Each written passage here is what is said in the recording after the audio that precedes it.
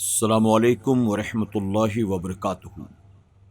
میرے پیارے آقا علیہ الصلاۃ والتسلیم کے پیارے دیوانوں، خاتون جنت حضرت فاطمۃ الزہرا رضی اللہ تعالیٰ عنہا کی کنیزوں، عورتوں کی حکایات اس درس کے ایپیسوڈ نمبر 69 میں آپ تمام کا استقبال ہے۔ آئیے درود شریف کے ساتھ آج کے درس کا آغاز کرتے ہیں۔ الصلاۃ والسلام علیک یا رسول اللہ،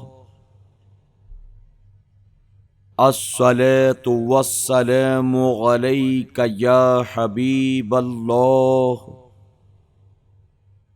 الصلاۃ والسلام علیک یا نبی اللہ، وَعَلَىٰ آلِكَ وَأَصْحَابِكَ یا نور اللہ صلی اللہ تعالی علیہ وسلم۔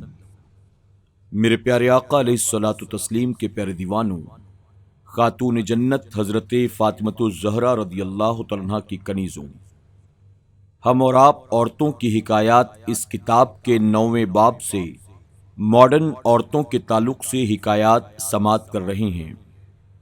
اب تک ہم نے 127 حکایات کو سنا، اب آگے حکایت نمبر 128۔ ٹی پارٹی میں کسی بڑے ہوٹل میں ٹی پارٹی تھی جس میں سب کی سب عورتیں شریک تھیں۔ ایک بولی، مسرت نذیر اچھی اداکارہ ہے۔ دوسری بولی، نہیں، نیلو اس سے اچھی ہے۔ اسی پر یہ دونوں ایک دوسرے سے لڑ پڑیں۔ ایک نے دوسرے کی چوٹی کو پکڑا تو دوسری نے اس کے منہ پر نازک گھونسا رسید کر دیا۔ دونوں کے میک اپ بگڑ گئے، آنکھوں سے کاجل بہہ نکلا، ناک ہولناک بن گئی۔ ناگاہ ایک فوٹوگرافر نے کیمرہ فٹ کیا تاکہ ان کے فوٹو اتارے۔ اس پر دونوں دوشیزاؤں نے لڑائی چھوڑ دی اور کیمرہ مین سے کہا، پلیز ذرا ٹھہریے۔ دونوں دوبارہ میک اپ کر کے ایک نے مسرت نذیر کا پوز بنایا تو دوسرے نے نیلو کا۔ پھر بڑے انداز سے کیمرہ مین سے بولی، ڈیئر، اب ہمارا فوٹو اتار سکتے ہیں۔ سبق: کہاں وہ اسوۂ مادر شبیر یعنی شبیر کی ماں کا نمونہ، اسے اپنانے والی پاکیزہ بیبیاں، اور کہاں یہ ایکٹروں کو چاہنے والی فیشن کی تتلیاں اور ناز و انداز کی پتلیاں۔ فلم کی ان شوقین ماڈرن عورتوں نے فلم دیکھ کر لڑنا جھگڑنا ہی سیکھا۔ چنانچہ ہوٹل میں انہوں نے لڑائی سے بھرپور ڈرامہ شروع کر دیا اور لڑائی کا پارٹ اس خوبی سے ادا کیا کہ مسرت نذیر اور نیلو سے بھی آگے بڑھ گئیں۔ مسلمان عورت کے لیے تو یہ ضروری ہے کہ وہ ام المومنین حضرت عائشہ صدیقہ رضی اللہ تعالیٰ عنہا اور خاتون جنت حضرت فاطمۃ الزہرا رضی اللہ تعالیٰ عنہا اور دیگر نیک اور پاک باز بیویوں کے نقش قدم پر چلیں، نہ یہ کہ ایکٹروں کا پوز بنانے لگیں۔ اپنے ماں باپ اور خاوند اور بچوں سے وفاداری کریں، نہ یہ کہ میک اپ کر کے اداکاری کریں۔ شرم و حیا کی سرخی اور عصمت و پاک بازی کے پاؤڈر سے جو حسن پیدا ہوتا ہے وہ حشر تک قائم رہتا ہے، اور بازاری سرخی اور پاؤڈر سے پیدا کردہ ماڈرن حسن لڑ پڑنے سے زائل، پسینہ آ جائے تو غائب، رومال سے منہ پوچھئے تو رفو چکر ہو جاتا ہے۔ پہلے زمانے کے مرد اور عورتوں میں اصلی اور حقیقی حسن تھا، اور آج کل سرخی مار کا نقلی حسن ہے۔ اس ملاوٹ کے زمانے میں حسن میں بھی ملاوٹ ہی ملاوٹ ہے۔ سرخی پاؤڈر سے بناوٹ دیکھیے، سرخی پاؤڈر سے بناوٹ دیکھیے، حسن میں بھی اب ملاوٹ دیکھیے۔ حکایت نمبر 129۔ گمنام خط۔ ایک ریسٹورانٹ میں دو سہیلیاں بیٹھی تھیں۔ کھانے پینے کی چیزیں آئیں تو کھاتے کھاتے پہلی نے دوسری سے کہا، کیا بات ہے، تم نے کچھ کھایا ہی نہیں، کیا کوئی تکلیف ہے؟ تو دوسری بولی، کیا بتاؤں، مجھے دھمکی کا ایک خط ملا ہے کہ تم نے اگر میرے شوہر سے ملنا جلنا ترک نہ کیا تو قتل کر دوں گی۔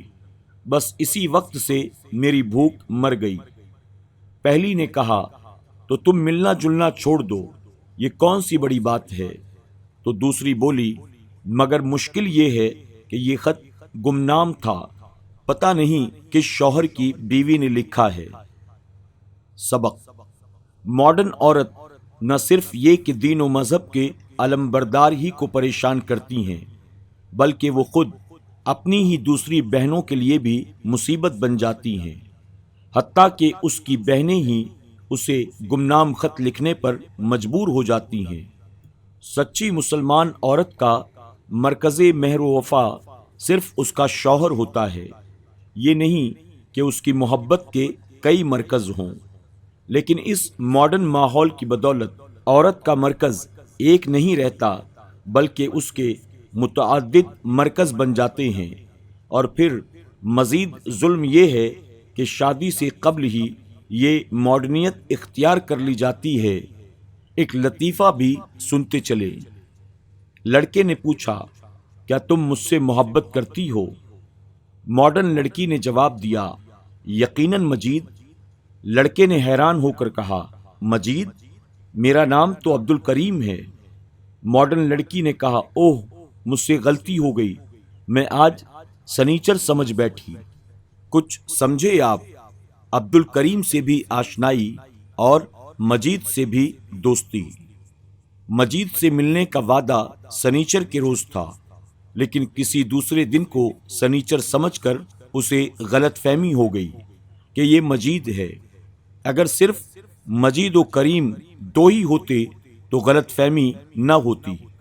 ممکن ہے کہ وہاں ہفتہ بھر کے دنوں کے حساب سے مجید و کریم کے علاوہ اور بھی یزید و لعین بھی ہوں۔ وزیر چنا شہریار چنا کے مطابق ماڈرن عورتوں کے لیے جو ماڈرن مرد ہیں وہ بھی کچھ اسی کماش کے ہیں، یعنی اسی ڈھنگ کے ہیں۔ چنانچہ دوسرا لطیفہ بھی سن لیجئے۔ ایک سہیلی نے دوسری سہیلی سے کہا، دیکھو یہ خوبصورت انگوٹھی میری انگلی میں کتنی فٹ ہے، یہ مجھے نسیم نے بطور تحفہ دی ہے۔ دوسری سہیلی کہنے لگی، یہ میری انگلی میں قدرے تنگ تھی، چلو اچھا ہوا تمہاری انگلی میں فٹ آ گئی۔ گویا نسیم صاحب باد صبا بن کر ہر طرف چل رہے ہیں، یہاں بھی ہیں اور وہاں بھی ہیں۔ یہ ہے ماڈرن عورتوں اور مردوں کا کردار۔ گویا ایک جگہ رہتے نہیں عاشق بدنام کہیں، ایک جگہ رہتے نہیں عاشق بدنام کہیں، دن ہے کہیں، رات کہیں، صبح کہیں، شام کہیں۔ حکایت نمبر 130، اپنے دوستوں کے ساتھ۔ لندن کے ایک سنیما ہال میں مینیجر نے اعلان کیا کہ ایک لیڈی اپنے کسی دوست کے ہمراہ فلم دیکھنے آئی ہے۔ اس کے شوہر کو شکایت ہے، لہذا 5 منٹ کے لیے بتیاں گل کی جاتی ہیں تاکہ وہ لیڈی خاموشی کے ساتھ گھر چلی جائے۔ یہ کہہ کر مینیجر نے بتیاں گل کر دی۔ 5 منٹ کے بعد جب بتیاں پھر روشن کی گئیں تو دیکھا سارا ہال لیڈیوں سے خالی ہو چکا تھا۔ سبق: نیک عورت اپنے شوہر کی مرضی کے خلاف کبھی گھر سے باہر نہیں نکلتی، لیکن ماڈرن ماحول ہمیں یورپ کی لیڈیوں کے نقش قدم پر چلنے کا درس دیتا ہے۔ ان لیڈیوں کے نقش قدم پر جو اپنے شوہروں کی مرضی کے خلاف اپنے دوستوں کے ساتھ سنیما ہال میں پہنچ جاتی ہیں۔ سنیما کے مینیجر نے صرف ایک لیڈی کے لیے بتیاں گل کی تھی، مگر پتہ چلا بعد میں کہ ہال میں جتنی بھی لیڈیاں تھیں سبھی اپنے شوہر کو چھوڑ کر اپنے اپنے دوستوں کے ساتھ سنیما دیکھنے آئی ہوئی تھیں۔ ان مغربی لیڈیوں کے نقش قدم پر چلنے والی ہمارے ملک کی ماڈرن عورتیں بھی اسی راہ پر چل نکلی ہیں۔ ہو گئی ہے خیر سے لڑکی ٹرینڈ، ہو گئی ہے خیر سے لڑکی ٹرینڈ، ساتھ اپنے لے کے پھرتی ہے بوائے فرینڈ۔ آج کے درس میں بس اتنا ہی۔ انشاءاللہ ماڈرن عورتوں کے تعلق سے چند نئی حکایات لے کر کل پھر آپ کی خدمت میں حاضر ہوں گے۔ آپ اپنا خیال رکھیں اور اپنی دعاؤں میں ہمیں ضرور یاد رکھیں۔ امید ہے کہ آپ کو ہمارے ہر نئے ایپیسوڈ کا انتظار رہتا ہوگا اور آپ اسے پابندی کے ساتھ سنتی بھی ہوں گی اور اسے اپنی دوست احباب کے ساتھ شیئر بھی ضرور کرتی ہوں گی۔ السلام علیکم ورحمۃ اللہ وبرکاتہ۔